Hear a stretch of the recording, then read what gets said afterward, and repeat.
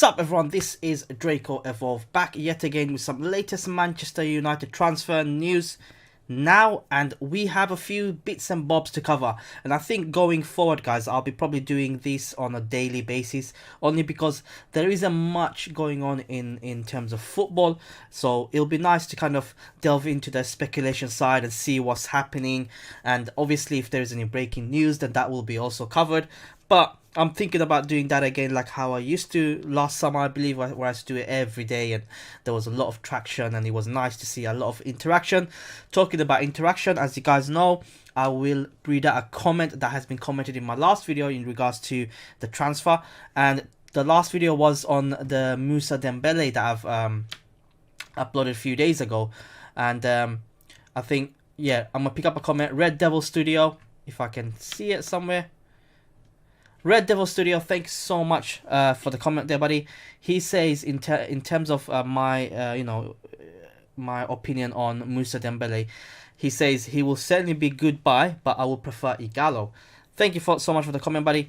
Do go and check out his channel. He's got a lot of United content going on, and we do a lot of podcasts together. And it's nice to see something different in his channel as well as something you see in this channel as well. So bit of a hints. Just go and check it out. So Ighalo, he would prefer Ighalo. For me personally, he does offer something different. Ighalo does offer something different as opposed to Moussa Dembele. However, if you're looking for a long term, Ighalo is not the solution, and I think what we need to be looking for is the long term now. I don't think in terms of experience, you got a lot of players who's in our squad who's still on age wise a bit young, but they've got a lot of experience. They had to be put into the firing zone and had to play a lot of games. We've got experience, we've got De Gea, we've got Maguire, but you look at people like obviously Paul Pogba and Bruno Fernandes, leadership and experience, but you look at people like Rashford, who's still young, who's played I don't know how many games over his career already. McTominay is another one. Aaron Wan-Bissaka starting to get a lot more games. Brandon Williams as well. So I think in terms of experience, Ighalo does offer that. He's got a good touch, but I don't think Ighalo on the long term will be the solution. I think I don't even think Moussa Dembele will be the solution. But if I had to pick between them two, then you guys know who I'm going for. But thank you so much, Red Devil Studio, for the comment. Next up is Adrien Rabiot. So this is according to the Sun. Manchester United have sent scouts. Can I not put this up? No. Manchester United have apparently sent scouts to watch Adrien Rabiot. So I'm going to read you out the article. And it will only intensify speculation that Ole Gunnar Solskjaer is preparing a summer raid for the Frenchman. According to Tutto Mercato, United scouts have been in attendance during Youth Champions League games. The 25-year-old has started 3 of them, coming off the bench in another. Despite hardly setting the Serie A alight since leaving PSG on a free, Rabiot is reported as one of the most followed players by Premier League teams. And despite signing Bruno Fernandes and his superb start to life at Old Trafford, Solskjaer is still looking to strengthen his midfield options. And I do agree with that. We need to strengthen the midfield option. I don't think I'll get to Adrien Rabiot. But yeah, Bruno Fernandes has made a fantastic start according to this, and he has been such a revelation for us. And yes, we are, according to this, going into a potential transfer of Adrien Rabiot. Not just us, but it seems like there's a lot of Premier League clubs interest in Adrien Rabiot. And for me, if I have to say, I will give it a pass. He is a talent, but he comes with a baggage. I think his attitude is not there. He's had a lot of problems with PSG, albeit probably not all his fault, but if things went public, and the last thing we want is another player of that sort who has that background and disrupt the squad. We don't need that anymore. We've had our fair share over the last few years. We need people like Bruno Fernandes who gets their head down, comes in and performs and just goes home, man. We don't need divas. We've already got a few divas that we need to get rid of from the club, and that seems to be happening slowly. Look at Lingard. Don't think he's there for United anymore. I think he's on the level of probably the likes of Everton and Watford. And I think that's probably where he'll end up, although he's got Raiola as his agent now suddenly, so God knows where he'll end up. But for me, Adrien Rabia is a no-no, regardless of whether we need to strengthen the midfield or not. I don't think he's going to be coming in and playing second fiddle anyway. I don't think he's going to come in and set the Premier League alight if he hasn't even set the Serie A alight. And let's face it, with all due respect, Serie A is not the strongest. It's not like how it used to be. So for me, Adrien Rabiot is a no-go. And look, you know, there are a lot more other midfielder options out there. Adrien Rabiot will command a fee, not a huge fee, but he'll command wages, because Juventus signing him on a free meant like just like Aaron Ramsey, who's getting 400k a week. Are they worth 400k a week? No, but the only reason they're getting it is because they came on a free, so they never, you know, the club had never had to pay the transfer fee for the players, so hence why the club kind of put in a lot of money towards the wages to attract them in. And the same case with Adrien Rabiot. But anyway, let me know your thoughts in the comments below. I'm going to move on to the next one, talking about a midfield. Manchester United are apparently eyeing Donny van der Beek as an ideal replacement for Paul Pogba, who continues to be linked with an exit. Wow. Okay, so according to a report from Spanish publication Sport, as relayed by Sport Witness, Manchester United have narrowed down on an Ajax and Netherlands midfielder Donny van der Beek as the ideal candidate to replace superstar Paul Pogba this summer. Pogba's future at Manchester United has been a subject of intense speculation since last summer. However, I'm not going to bother reading the rest because it's just the same story. However, that could change this summer, with Manchester United reportedly getting tired of the antics of Raiola, who have been offering Pogba to clubs across Europe. The Red Devils have set an asking price of £100 million for the 27-year-old amid interest from usual suspects Real Madrid and Juventus. Should Paul Pogba end up leaving, Ole Gunnar Solskjaer's side will need to bring in a replacement. To that end, Ajax star Donny van der Beek has emerged as a viable candidate for the Norwegian and the Red Devils. The 23-year-old Dutchman was one of the stars of Ajax's immensely successful 18-19 campaign and was once again at the top of his game during 1920. The 9-time capped Netherlands international has been heavily linked with Real Madrid in the past. However, the report claims that their interest has gone silent of late. As a result, Manchester United are hoping to steal a march on the Merengues in the pursuit of the talented 23-year-old. Van der Beek still has 2 years left on his current contract with Ajax, but given the amount of interest in him, there is a strong likelihood that he might opt to leave. More so considering that a number of stars from Ajax are set to leave this summer. Ziyech's transfer to Chelsea has already been confirmed, with Andre Onana has confirmed he will be leaving. So they have it. It seems like Ajax are, you know, getting rid of all the stars. Unfortunately, you know but Ajax has always been a breeding ground for football upcoming stars anyway. But what a signing that will be, and that's the signing I'm talking about. Van der Beek, not a household name.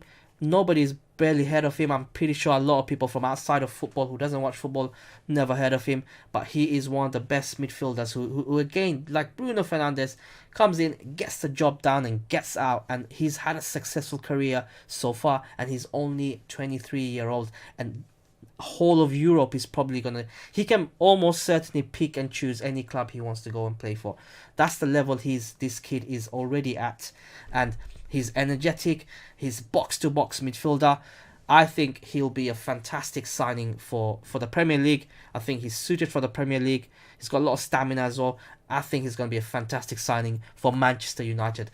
And to be honest, if we had to get rid of Paul Pogba, which probably there is a possibility, then I will be very happy for someone like Van der Beek to come in and replace Paul Pogba. He's got a lot that he can learn, I am sure, Donny van der Beek, but also he's young and talented, and he seems to have his head screwed on right. And these are the types of footballers who eventually, over the next 3-4 years of their careers, we've seen in the past, who have the most success in terms of, forget money will come for them anyway, but in terms of trophies and stardom, they have success. They won't have success using Instagram or anything. We've seen that in the past. It never works. It's just a short-term fix.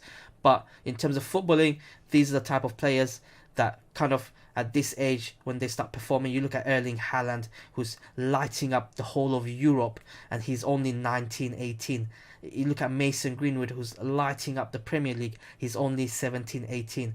These are the players who eventually, who have their head clicked on right, who go into the footballing field for footballing reasons, not going to the footballing field as a benchmark to go into something else. Those are the players that get a lot of success in terms of revenue and trophies and recognition in the field of football. And Van der Beek is one of the guys that is, in my opinion, is going to have a lot of success going forward. If Manchester United were interested in him, I will be extremely happy. So let me know your thoughts in the comments below, what you guys think of this particular signing. Oh, no. Up on the next one. So apparently Manchester United have been linked with RB Leipzig centre-back already over the last few weeks in the form of Dayot Upamecano, and I did cover that one in one of my videos. But apparently another one, Ibrahima Konate, has been linked as well. Apparently United have made contact with the defenders' representatives, despite Konate only playing 8 games across all competitions this season due to injury. So I'm going to stop the article right there. We need a defender. I think we do need a centre-back. However, we do not need a centre-back that is riddled with injuries. We've got enough of that already in terms of Rojo and Eric Bailly, and then the dross that we have in terms of Phil Jones. And obviously Chris Smalling is out on loan, so that leaves us with practically Lindelof and Maguire be the only sort of senior members in the centre-back positions. However, Tuanzebe is a talent, but I do feel that we need another centre-back. I don't think the defenders that I mentioned before, Lindelof and Maguire, will cut it with us. Konate seems like an okay signing, but he's injury prone. You know, we don't need the likes of Konate, a centre-back who's another injury prone. Go for Dayot, you know, break the bank for Dayot Upamecano. I'm a big fan of this guy, and if you guys see me in Football Manager, I did sign him, and yes, I am streaming today, and yes, it's Monday to Thursday, 4 PM UK time. But that's my thoughts on this defender. I'm just going to move past that quickly. Last but not least, Manchester United have reportedly beaten Tottenham to the chase and hope to land the Sunderland wonderkid Joe Hugill in a 6-figure transfer deal. The Sun has reported that Manchester United have taken the lead over the former manager Mourinho's current team in Tottenham in pursuit of Joe Hugill. Spurs have lost to United, who are reported set to fork out a 6-figure fee in order to prize the youngster away from Sunderland.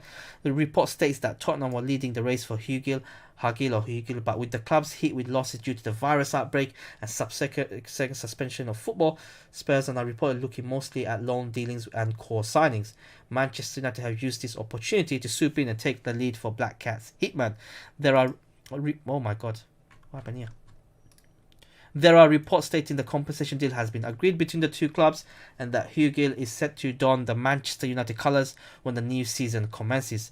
The 16-year-old Joe Hugill has earned rave reviews from coaches within the Sunderland setup, with the forward already playing above his age group and touted to be one of the best prospects to emerge from the Academy of Light programme. Hugh Gill has 2 goals in 3 appearances in Premier League 2. And is likely to be knocking on the door for the first team in Sunderland. So, let's have a look at his bit of his quick... Not multimedia could not be played. Okay, anyway. So, it seems like Hugh Gill is a Manchester United player, if you're going to believe these reports. I have personally never heard of him. But if it's a 6-figure deal, which means it goes into millions. So, I'm not sure about that. But then again, if you look at the academy setup in the background, what Ole Gunnar Solskjaer has been doing, he has seen the likes of Hannibal Mejbri, Arno Pugamal, Aloe Traore, Dillian Hugoff, and other promises youngsters that he's made signings on the sly. So you never know, players like that coming in is probably for the next gen. You've already got 4 or 5 players that's been mentioned in the article, and I do agree with that article. In terms of these players, these look like a good prospect, and they're still like 15, 16 year olds. And if you're looking at a long-term project, if you can bring them up and make them break into the first team, again, a youth team from your setup has come through and made an impact, just like Mason Greenwood. So Joe Hugill is obviously an English player as well, British player, which does fit into the philosophy as well. So I've never heard of this guy, but if in the background we're making these little small signings here and there for the future, as well as some big signings, couple of big signings for the first team, I'm extremely happy for. But that's pretty much it, guys. Thank you so much for tuning in. I will be dropping in videos like this on a daily basis from now on, since there is no football, lack of football. So having something to talk about in terms of footballing related is always great. But do get involved in the comments. As you guys know, I will be picking up the comments and reading them out live on air next time. And I'll catch you guys in the next video. Stay farafari.